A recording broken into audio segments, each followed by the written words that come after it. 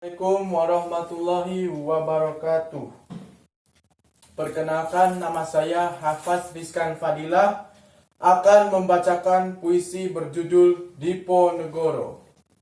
Saya asal SLB Negeri Cileunyi, Kabupaten Bandung, Jawa Barat. Diponegoro, karya Hairil Anwar. Di masa pembangunan ini, Tuan hidup kembali, dan Barakago menjadi api. Di depan sekali menanti, tak gentar lawan banyaknya 100 kali. Pedang di kanan, keris di kiri. Berselempang semangat yang tak bisa mati. Maju!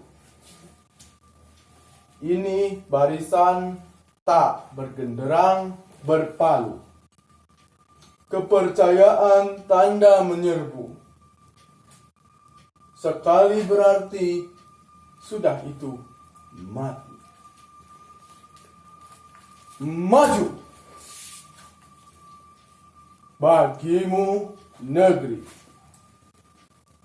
menyediakan api, punah di atas menghamba, binasa di atas ditindak. Sungguh pun dalam ajal baru tercapai. Jika hidup harus merasai.